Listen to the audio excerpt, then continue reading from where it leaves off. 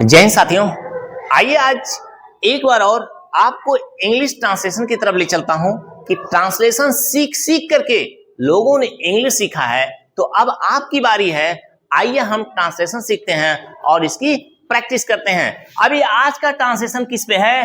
Was तथा वर पे है। वाज तथा वर पे है और यहाँ पे हमने इतने ट्रांसलेशन दे रखे हैं, इसको हल करने की आपको प्रैक्टिस करनी है। तो आइए प्रैक्टिस करने के लिए आपको पेपर में कैसे लिखता है, इस तरह लिखता है ट्रांसलेट। ट्रांसलेट मींस अनुवाद करिए इनटू इंग्लिश। इनटू इंग्लिश यानी अंग्रेजी में अनुवाद करिए। किसका? ये जो वाक्य लिखे गए हैं इनका। तो आइए हम पहले वाक्य की तरफ बढ़ते हैं और इन वाक्यों का अनुवाद करते हैं। तो पहला वाक्य हमारे सामने क्या है, ध्यान से देखिएगा। मैं खुश था। मैं खुश था। बच्चे अक्सर गलती करते हैं और समझ नहीं पाते हैं। आइए हम देखते हैं गलतियां कैसे न हो। तो मैं की अंग्रेजी लिखिए। मैं की अंग्रेजी क्या होती है? आई। आपने आई लिख लिया। अब उसके बाद इसके अनुसार हमें क्या खोजना पड़ेगा? वर्ब खोजना पड़ेगा, क्रिया। तो इस सारे वाक्यों में क्रिया कौन सी होगी? या तो वाज होगी या तो वर होगी। या आपको पहले वीडियो में मैंने पढ़ा चुका है। अब अगर कर्ता एक वचन रहा तो वाज लगाएंगे और कर्ता बहुवचन रहा तो क्या लगाएंगे? वर। तो यहां पे देखिए आई क्या है? आई एक वचन होता है सदैव। तो आई हमने लिख लिया। तो आई के साथ हम क्या लगाएंगे? वाज। क्या लगाएंगे? वाज। I was. अब उसके बाद क्या बचा? खुश। खुश की अंग्रेजी क्या होती है? खुश की अंग्रेजी होती है हैप्पी। क्या? हैप्पी। हैप्पी मीन्स क्या होता है? खुश। यहां पे देखिए अगला सेंटेंस है, आप लोग संतुष्ट थे। आप लोग संतुष्ट थे। अब आप लोग की अंग्रेजी क्या होती है? चाहे आप हो, तुम हो, आप लोग हैं, इस सब की अंग्रेजी होती है यू। यू। आप लोग की अंग्रेजी हो जाएगी यू। अब यहां पे है वर्ब यानी थे। तो यू बहुवचन है तो बहुवचन के साथ क्या लगाएंगे? वर लगाएंगे। तो यू वर। यू वर आपने लिख दिया। अब देखिए यहां पे वर्ड है संतुष्ट। संतुष्ट थोड़ा सा कठिन है लेकिन याद तो करना पड़ेगा। संतुष्ट के लिए दो वर्ड मीनिंग मैं बता रहा हूं। एक आप लिख दीजिए सेटिस्फाइड, दूसरा लिख दीजिए कंटेंटेड। अब हम सेटिस्फाइड लिख देते हैं। You were satisfied. You were satisfied. अब देखिए हमने लिख दिया यू मीन्स तुम, वर माने थे, सेटिस्फाइड मीन्स क्या होता है? संतुष्ट। यानी आप लोग संतुष्ट थे।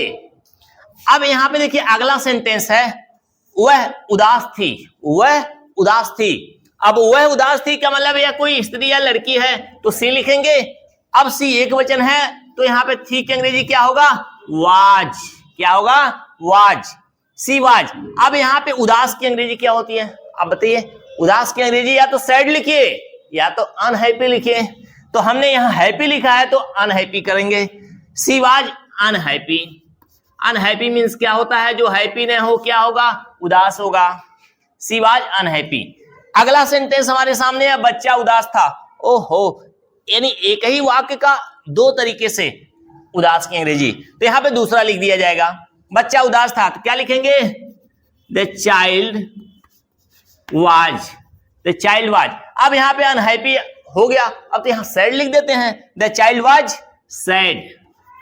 अब यहां देखिए वाज मैंने क्यों लगाया? क्योंकि बच्चा एक वचन है। बच्चा कितना है? एक ही बच्चा है, एक से ज्यादा बच्चे नहीं है। यहां पे देखिए अगला वाक्य, महात्मा गांधी महान थे। हम सब जानते हैं महात्मा गांधी महान थे, हमारे देश के बहुत बड़े नेता थे। उनके पीछे एक हुजूम चलता था, बहुत बड़ा हुजूम। तो आइए हम देखते हैं महात्मा गांधी के बारे में। महात्मा गांधी ये हमारा देखिए कर्ता। तो महात्मा गांधी आप नाम लिख दीजिए। पहले हमने नाम लिख दिया महात्मा गांधी। महात्मा गांधी। अब यहां पे देखिए एक वचन है यानी गांधी जी एक ही है। तो यहां पे थे की अंग्रेजी क्या होगी? वाज। महात्मा गांधी वाज। अब यहां पे देखिए वर्ड है महान। महान शब्द की अंग्रेजी हुई great. Mahatma Gandhi was great. Great means क्या होता है? महान। तो आप लोग भी महान बनिए, पढ़िए लिखिए, देश की सेवा करिए, आप भी महान बनेंगे। तो आइए हम अगले सेंटेंस की तरफ बढ़ते हैं। अगला सेंटेंस क्या कहता है? आप लोग ध्यान से पढ़ते नहीं है, इसलिए आप लोग कभी कभी गड़बड़ कर देते हो, सही से हल नहीं कर पाते हो। इस सेंटेंस को देखिए, हम लोग गरीब थे। हम लोग गरीब थे। हम लोग की अंग्रेजी क्या होगी? हम लोग की अंग्रेजी होगी वी। अब बहुवचन है, बहुवचन के साथ क्या लगाएंगे? वर, वीवर।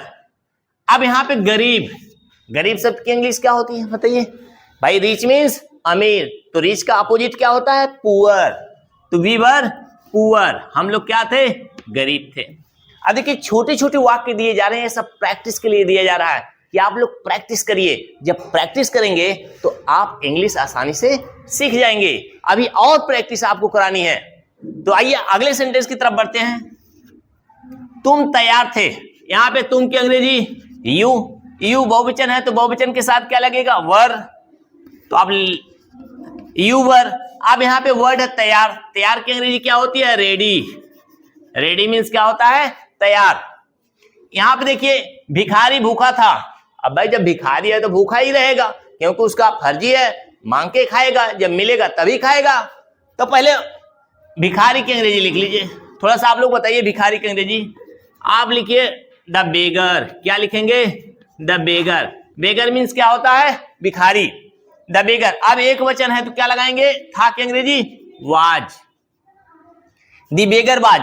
अब यहां पे देखिए वर्ड है भूखा, भूखा की अंग्रेजी होती है हंग्री। हंग्री मीन्स क्या होता है? भूखा। The beggar was hungry.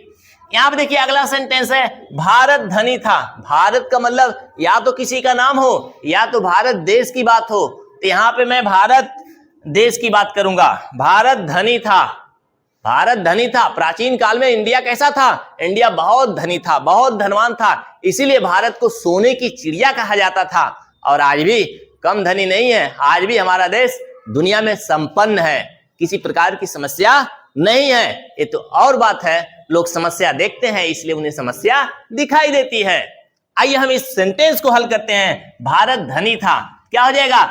अब भारत लिखिए अथवा इंडिया लिखिए, आपकी मर्जी, लेकिन मैं भारत लिखूंगा। भारत, आप इंडिया भी लिख सकते हैं। भारत धनी था, भारत वाज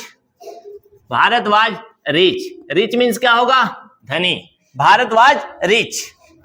अब ये सेंटेंस बन गया। अब देखिए वे लोग बुद्धिमान थे। वे लोग बुद्धिमान थे।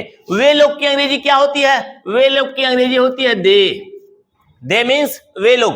अब बहुवचन के साथ लगाएंगे वर, दे वर। अब यहां पे वर्ड है बुद्धिमान। बुद्धिमान शब्द की अंग्रेजी क्या होती है? वाइज।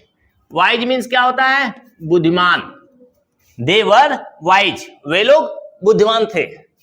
अब मेरे प्यारे बच्चों देखिए, इसे हमने हल किया, मेरे ख्याल से बड़े मजे में, बड़े आसानी से समझ में आया होगा। अब यहां पे देखिए, मैं यहां पे 2 4 5 वाक्य है मैं आपके लिए दे रहा हूं होमवर्क के लिए। आप इसे हल करके इसका सॉल्यूशन कमेंट बॉक्स में लिखिएगा, तब पता चलेगा आप कितना पढ़े, आपको कितना समझ में आया और कितनी तन्मयता के साथ आप पढ़ रहे हो। तो इस तरह से यह आप होमवर्क आपके लिए है, आप इसे हल करके डालेंगे और फिर ऐसे ही वीडियो हम प्रैक्टिस करते रहेंगे। जितना प्रैक्टिस करेंगे उतना ही आगे बढ़ेंगे।